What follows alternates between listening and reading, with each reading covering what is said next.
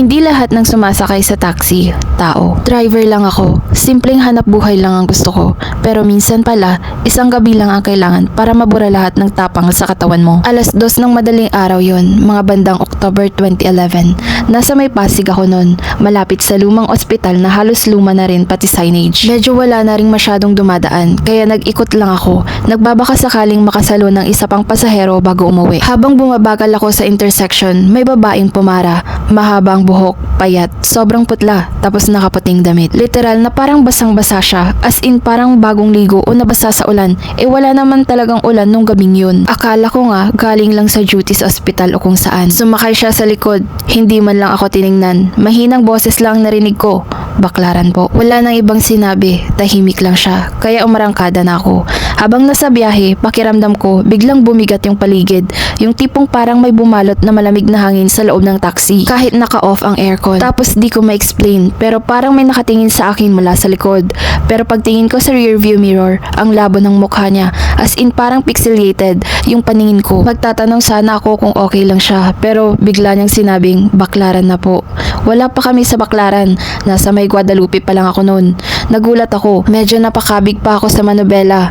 Ma'am, malayo pa po tayo. Tahimik lang siya. Pagdating namin ng mismong Baklaran, tumigil ako sa tabi. Hindi na siya nagsalita. Paglingon ko sa likod para sabihin nandito na po tayo, wala na siya. As in literal na wala. Walang bumukas na pinto, walang tunog ng pagbaba, wala. Pero ang mas malala, puro dugo ang likod ng upuan. Hindi yung parang ketchup o pintura, sariwang dugo.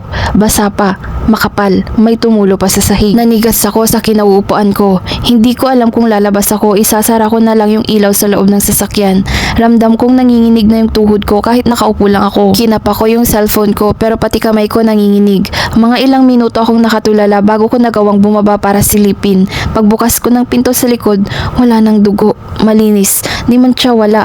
Pero ang amoy kalawang, amoy bakal, amoy dugo talaga. Pagka-uwi ko, hindi ako natulog. Sinilip ko yung dashcam. Pero ang weird, putol yung footage no eksaktong sumakay siya. Pero sa audio, may maririnig kang mahina. Makauwi lang ako.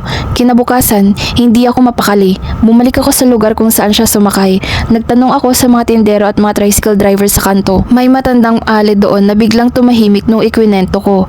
May babaeng nasawi dyan mga ilang taon nang nakalipas. Sumakay sa taxi, pauwi sana sa Baklaran. Hindi na nakarating. Ginahasa, pinatay at iniwan sa tabi ng kalsada.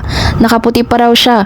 Hanggang ngayon, sabi ng ilan, naghahanap pa rin siya ng masasakyang taxi para makauwi. Tumayo ang mga balahibo ko nun. Literal, uwi agad ako pagkatapos. Simula nun, never na akong bumiyahe tuwing madaling araw. At kahit anong mangyari, hindi na ako sumasakay o nagpapaakit ng pasahero na naka all white tapos basa ang buhok. Kasi minsan, hindi mo alam kung pasahero ba sila o multo na lang na gusto lang makauwi. Kung nagtataksi ka, tanungin mo sa sarili mo, sigurado ka bang may bumaba nga ba talaga?